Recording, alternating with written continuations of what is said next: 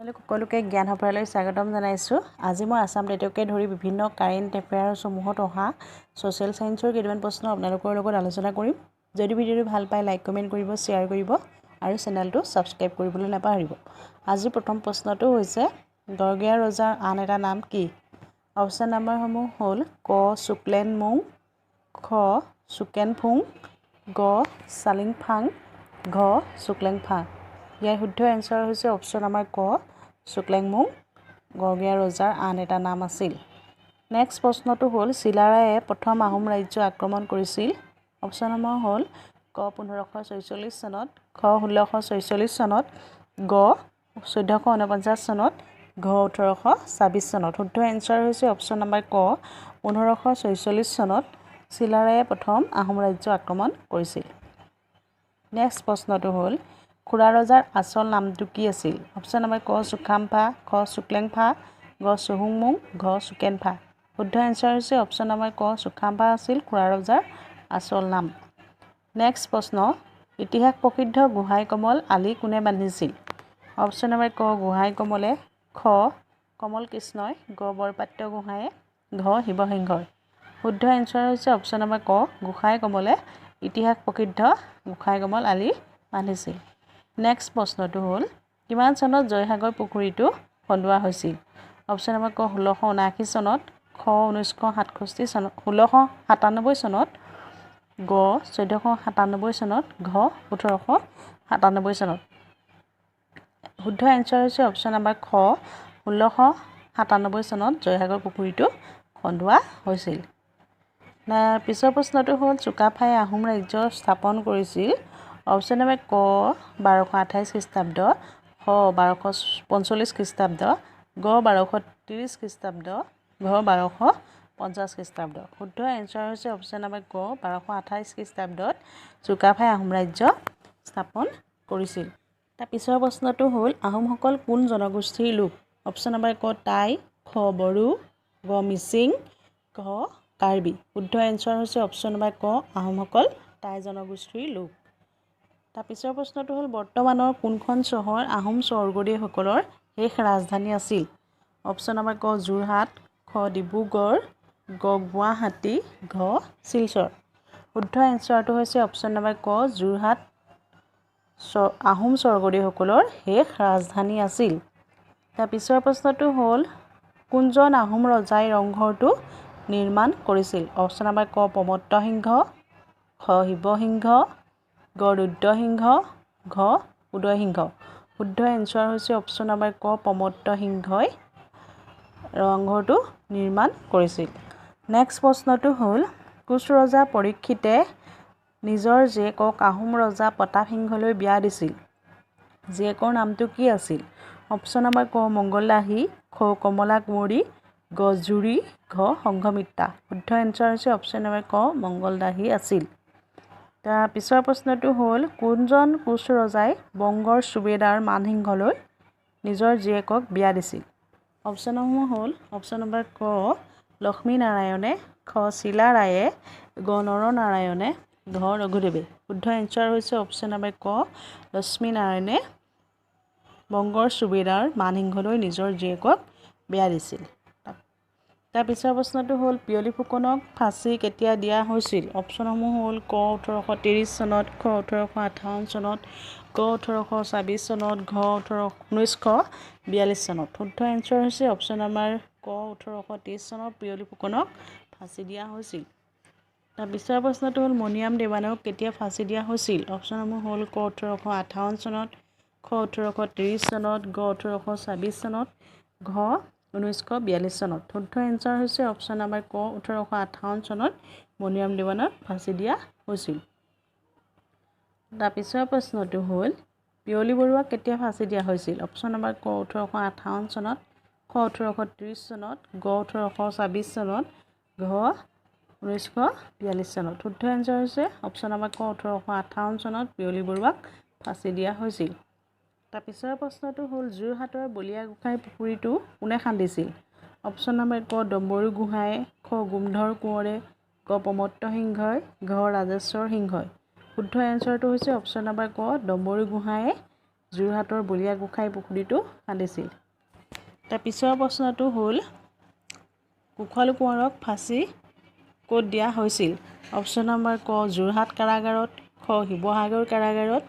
গ মঙ্গলদৈ কাৰাগাৰত ঘ ডিব্ৰুগড় কাৰাগাৰত শুদ্ধ এনচাৰ হৈছে অপশ্যন নম্বৰ ক যোৰহাট কাৰাগাৰত কুশল কোঁৱৰক ফাঁচি দিছিল তাৰ পিছৰ প্ৰশ্নটো হ'ল ফুলগুৰিৰ ধেৱা কেতিয়া হৈছিল অপশ্যন নম্বৰ ক 1861 চনত খ 1830 চনত গ 1920 চনত ঘ 1930 চনত শুদ্ধ এনচাৰ হৈছে অপশ্যন নম্বৰ ক ফুলগুৰিৰ ধেৱা 1861 চনত হৈছিল তাৰ পিছৰ প্ৰশ্নটো হ'ল পথৰুঘাটৰ ৰণ কেতিয়া হৈছিল অপশ্যন নম্বৰ ক 1894 চনত খ 1893 চনত গ 1826 চনত ঘ 1920 চনত শুদ্ধ এনচাৰ হৈছে অপশ্যন নম্বৰ ক 1894 চনত পথৰুঘাটৰ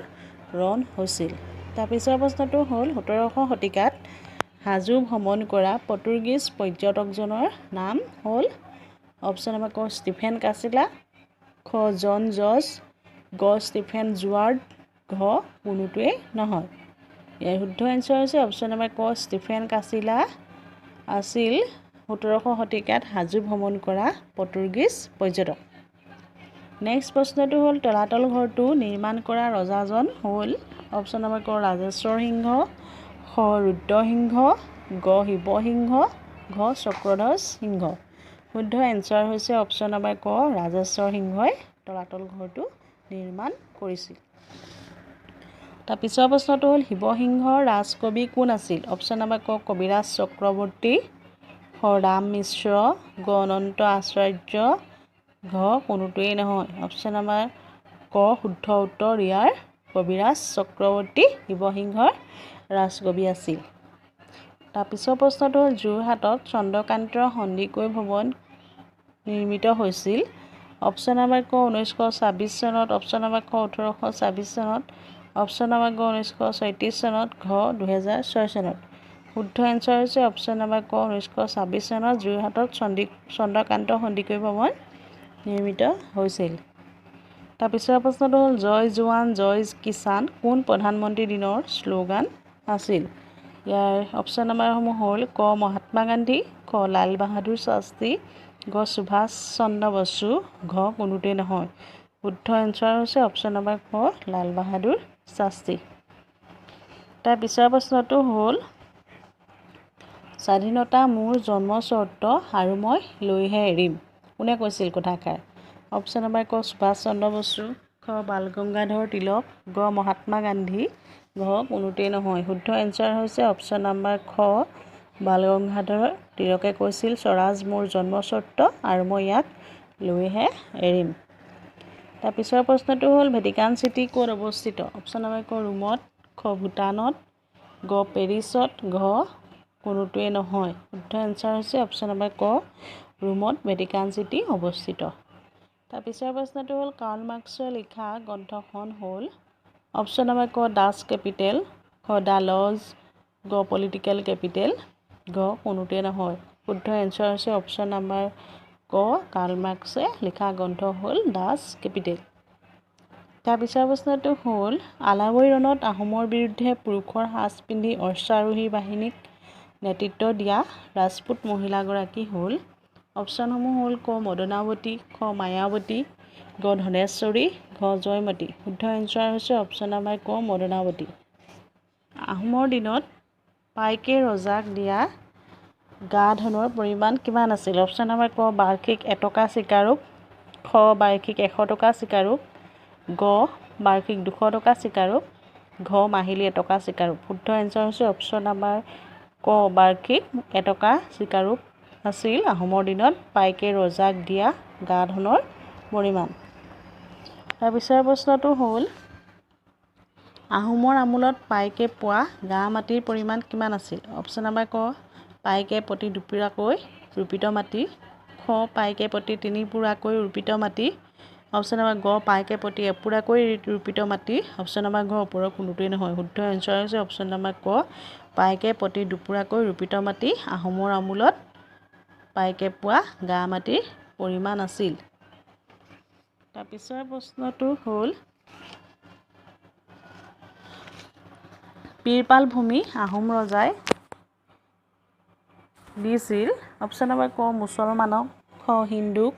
গ বুদ্ধক ঘ জৈনক শুদ্ধ এনচাৰ হৈছে অপশ্যন নম্বৰ ক মুছলমানক পীৰপাল ভূমি আহোম ৰজাই দিছিল